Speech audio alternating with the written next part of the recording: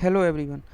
आज हम बाल विकास के बहुत ही महत्वपूर्ण टॉपिक अधिगम की बात करने जा रहे हैं।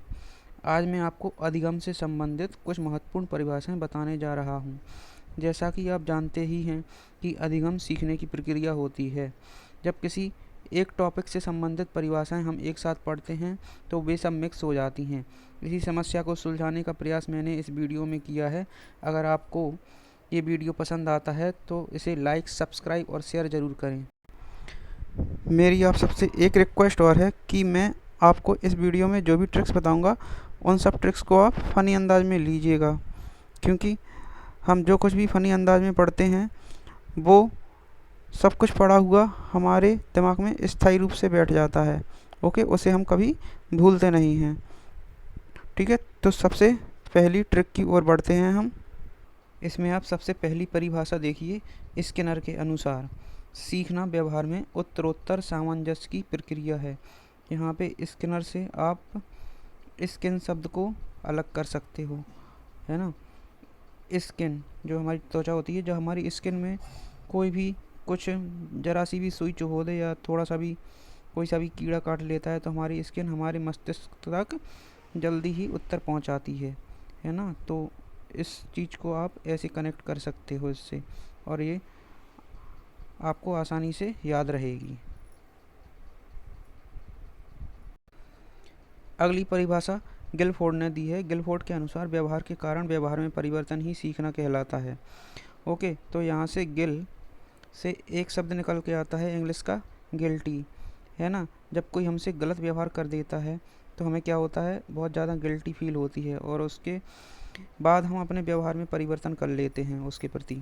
ठीक है, तो किसी व्यक्ति के गलत व्यवहार के कारण व्यवहार में परिवर्तन ही सीखना कहलाता है। ओके, ये बात तो मैंने केवल समझने के लिए बताई है कि आपकी इन दोनों की कनेक्टिविटी बन जाए, गिल से गिल्टी और व्यवहार के कारण व्यवहार में परिवर्तन, इन दोनों की कनेक्टिविटी बनाने के लिए मैंने ऐसा कहा है। अगली परिभाषा कॉल्विन ने दी है। कॉल्विन के अनुसार पहले के निर्मित व्यवहार में अनुभवों द्वारा हुए परिवर्तन को अधिगम कहते हैं। कॉल्विन से एक शब्द निकल के आता है कोल्ट। कोल्ट एक वैज्ञानिक का नाम है जिसने बंदूक का आविष्कार किया था। तो परिभाषा क्या कहती है, पहले के निर्मित व्यवहार में कोई व्यक्ति है, उसको पहले से बहुत ही अच्छे संस्कार मिले थे, उसका वो व्यवहार था, लेकिन कोल्ट की बनाई हुई बंदूक से दूसरे व्यक्ति ने उसके दिल को छलनी छलनी कर दिया, तो उसके अनुभव में क्या हो गया, परिवर्तन हो गया। ओके, तो इससे उसे नई चीज़ सीखने को मिली, उसके अनुभवों में परिवर्तन हुआ कि किससे कैसा व्यवहार करना है, ये व्यक्ति ने सीखा। ओके, तो कॉल्विन से कोल्ट आपको ध्यान आएगा, और कोल्ट से पहले के निर्मित व्यवहार में अनुभवों द्वारा परिवर्तन को अधिगम कहते हैं, ये आपको ध्यान आ जाएगा। पहले के निर्मित व्यवहार, ये आपका मेन सेंटेंस रहेगा। ओके, अगली परिभाषा है प्रेसी के अनुसार अधिगम एक अनुभव है जिसके द्वारा कार्य में परिवर्तन या समायोजन होता है तथा व्यवहार की नवीन विधि प्राप्त होती है। तो यहाँ पे प्रेसी, प्रेसी से एक शब्द मिलता जुलता है प्रिंसी। प्रिंसी एक शब्द मिलता जुलता है जो कि इंग्लिश का शब्द है और जिसका हिंदी में मतलब होता है राजकुमारी। ठीक है, तो पहले के राजा जो होते थे अपने अपने सेवकों से कार्य करवाने के लिए बहुत ही क्रूर व्यवहार करते थे, लेकिन उनकी जो बेटियां होती थीं राजकुमारी, वो सेवकों से कार्य करवाने के लिए बहुत ही अच्छे व्यवहार का उपयोग करती थीं, है ना। अच्छा व्यवहार माने नवीन विधि, व्यवहार की बहुत ही नवीन विधि होती थी वो, है ना, जिससे सेवक उनका कार्य बहुत ही आसानी से कर देते। तो आप प्रेसी से प्रिंसी और व्यवहार की नवीन विधि, इससे आप इसको कनेक्ट कर सकते हैं। अगली परिभाषा है क्रो एवं क्रो के अनुसार आदतों तथा अभिव्यक्तियों का अर्जन ही अधिगम है। तो यहाँ पे क्रो मीन्स क्या होता है, कौवा होता है। ठीक है, और इस परिभाषा में क्या लिखा है, आदतों तथा अभिव्यक्तियों का अर्जन। कौवों की आदतें कैसी होती हैं कि मरे हुए जीव जंतु पर बैठ जाते हैं फिर उसको खाते हैं, लेकिन कलयुग का मानव भी आज इसी तरह से हो गया है। ठीक है, तो उसकी आदतें भी, कलयुग के मानव की आदतें भी कैसी हो गई हैं? बिल्कुल कौवे जैसी। इन्हीं आदतों और अभिव्यक्तियों का अर्जन आज मानव कर रहा है। ठीक है, तो आप इसकी कनेक्टिविटी ऐसे बना सकते हो। मैं हर मानव की बात नहीं कर रहा हूँ। ओके, अगली परिभाषा किम्बले ने दी है। किम्बले के अनुसार पुनर्बलन अभ्यास के परिणाम स्वरूप व्यवहारजन्य क्षमता में आने वाले स्थायी प्रकृति का परिवर्तन आदि काम हैं। तो सबसे पहले ये बले और ये बल, यहाँ पे ये दो शब्द मिलते जुलते हैं, इनसे आप इसकी कनेक्टिविटी बना सकते हैं। और दूसरी बात, अपेक्षाकृत स्थायी परिवर्तन, ये इसमें दिया गया है ना।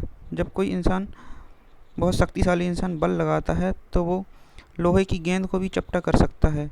तो किसी भी चीज़ में वो क्या कर सकता है? स्थायी प्रकृति का परिवर्तन कर सकता है ना। इस तरह से आप इसकी कनेक्टिविटी बना सकते हो, ये आपको आसानी से ध्यान रहेगा। अगली परिभाषा है पाल के अनुसार। अधिगम व्यक्ति में एक परिवर्तन है जो उसके वातावरण के परिवर्तनों के अनुसार होता है। देखिए, कोई इंसान जैसे वातावरण में पाला जाता है, उसके अंदर जो परिवर्तन आता है, व्यक्ति में जो परिवर्तन आता है, तो उसके वातावरण के परिवर्तनों के अनुसार ही तो आता है। जैसे उसके आसपास का वातावरण रहेगा, जैसा वातावरण में परिवर्तन होता रहेगा, उसके व्यक्तित्व में वैसा ही परिवर्तन आता जाएगा, है ना। तो इन दोनों की कनेक्टिविटी आप इस तरह से बना सकते हो।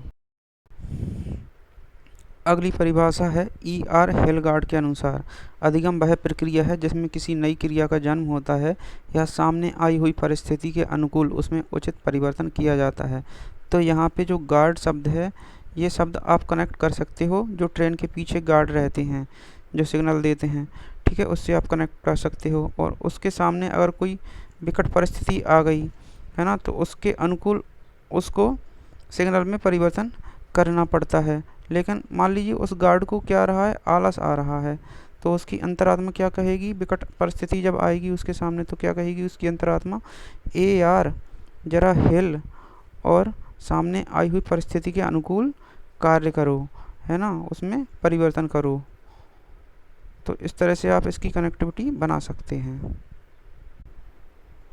अगली परिभाषा है गार्डनर मर्फी के अनुसार। अधिगम शब्द में वातावरण संबंधी आवश्यकताओं की पूर्ति के लिए व्यवहार में सभी परिवर्तन सम्मिलित होते हैं। अच्छा, मर्फी से एक शब्द आता है मुझे याद, बर्फ़ी। बर्फ़ी बहुत अच्छी लगती है मुझे, आपको भी बहुत अच्छी लगती होगी। ठीक है, तो बर्फ़ी की आवश्यकताओं की पूर्ति के लिए मैं अपने व्यवहार में किसी भी प्रकार का परिवर्तन कर सकता हूँ। बर्फ़ी की आवश्यकता की पूर्ति के लिए वो सभी परिवर्तन मैं कर सकता हूँ कि मुझे भैया बर्फ़ी मिल जाए। ओके, तो इससे आप ये कनेक्टिविटी आसानी से बना सकते हो और आपसे याद रख सकते हो।